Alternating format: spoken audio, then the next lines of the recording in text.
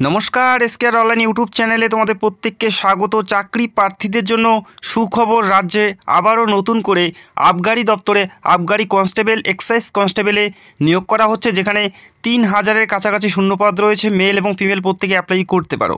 তো প্রায় প্রত্যেকেই জানো যে কিছুদিন পরেই রাজ্যে ভোট। এই ভোটের আগ মুহূর্তে বিভিন্ন রিক্রুটমেন্ট এক এক করে প্রকাশিত হচ্ছে এবং বিভিন্ন রিক্রুটমেন্ট অলরেডি বর্তমানে চলছে। তো হাতে একটি সুবর্ণ সুযোগ আছে, যেখানে একটি বড় সংখ্যায় আবগারি অর্থাৎ এক্সাইজ ডিপার্টমেন্টে কনস্টেবল পদে নিয়োগ করা হচ্ছে।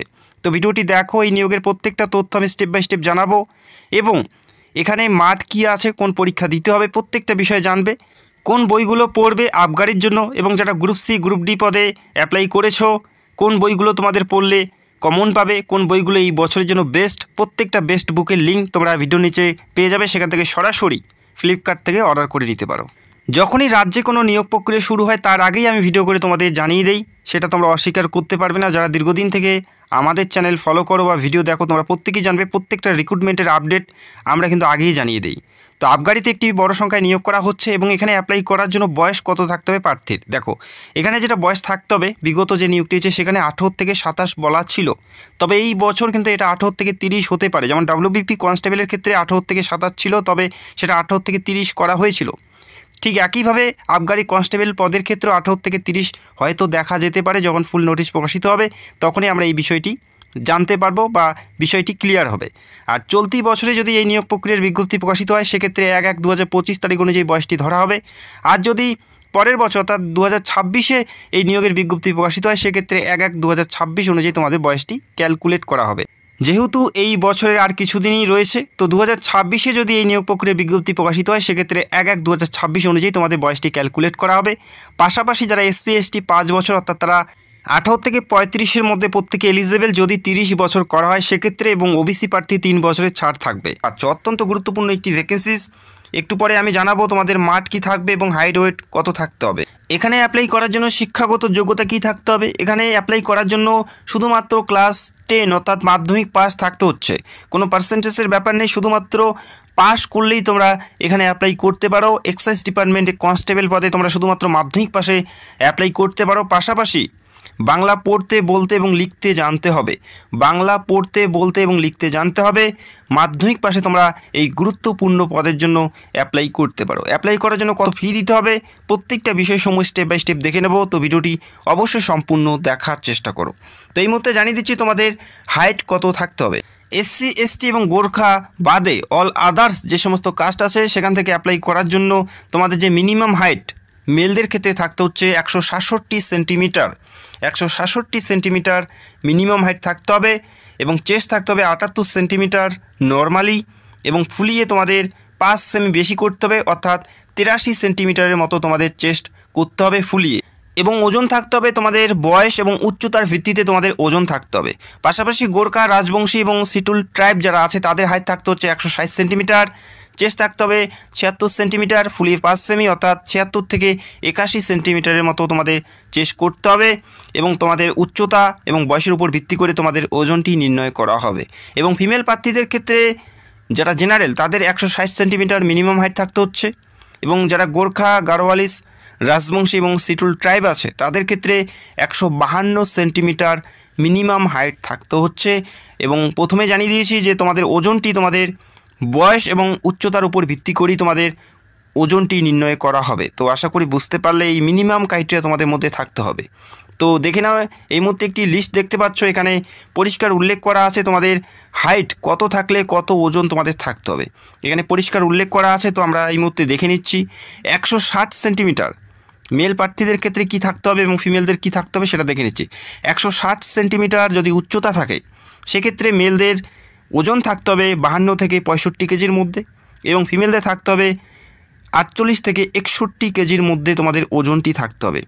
ফিমেলদের 152 সেন্টিমিটার উচ্চতা হলে তাদের ওজন থাকতে হবে 44 থেকে 57 কেজির মধ্যে।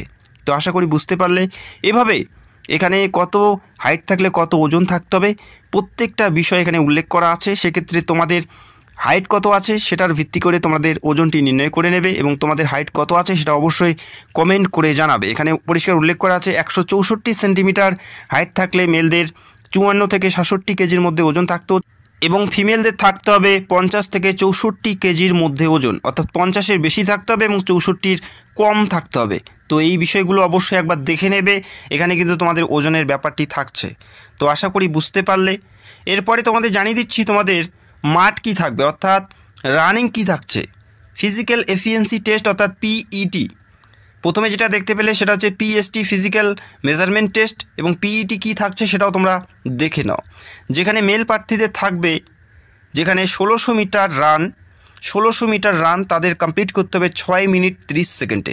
এই নির্দিষ্ট সময়ে তোমাদের সেই 1600 মিটার রানিং পুরোপুরি কমপ্লিট করতে হবে। এখানে ফার্স্ট সেকেন্ডের কোনো ব্যাপার নেই, এই নির্দিষ্ট সময়ের মধ্যে 1600 মিটার রান তোমাদের কমপ্লিট করতে হবে মেল প্রার্থীদের ক্ষেত্রে। এবং ফিমেলদের কী থাকছে সেটাও দেখে নাও। ফিমেলদের থাকছে 400 মিটার রান, তারা সময় পাবে 2 মিনিটে 400 মিটার রান কমপ্লিট করতে হবে, এটা ফিমেলদের। এবং মেলদের 1600 মিটার রান, তারা সময় পাচ্ছে 6 মিনিট 30 সেকেন্ড। এরপরে পরীক্ষার বিষয়বস্তুগুলো দেখে নিচ্ছি। তো বারবার রিকোয়েস্ট করছি অবশ্যই ভিডিওটি সম্পূর্ণ দেখবে। তো প্রথমে যে পরীক্ষা দিতে হচ্ছে, পিলি পরীক্ষা তোমাদের প্রথমে দিতে হচ্ছে, প্রিলিমিনারি পরীক্ষা প্রথমে দিতে হচ্ছে, যেখানে 100 নাম্বারের একটি পরীক্ষা দিতে হচ্ছে।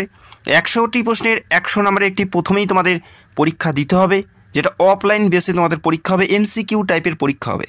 যেখান থেকে তোমরা 4টা অপশন পাবে, সেখান থেকে সঠিক উত্তর বেছে নিতে হবে। ABCD 4টা অপশন পাবে, সেখান থেকেই তোমাদের সঠিক উত্তর যেটা মনে হবে বা যেটা সঠিক উত্তর সেটাই তোমাদের বেছে নিতে হবে। 4টা করে অপশন পাবে, সেখান থেকে সঠিক উত্তর বেছে নিতে হবে। ওএমআর শিটের মাধ্যমে পরীক্ষা দিতে হবে। রাজ্যের বিভিন্ন জেলাতেই তোমরা পরীক্ষা সেন্টার পাবে, ওএমআর শিটে পরীক্ষা দিতে হবে। 4টা করে অপশন থাকবে, সেখান থেকেই তোমাদের সঠিক উত্তর বেছে নিতে হচ্ছে। যেখানে পরীক্ষার জন্য সময় পাবে 1 ঘন্টা, 100টি প্রশ্ন, 100 নম্বরের পরীক্ষা থাকবে।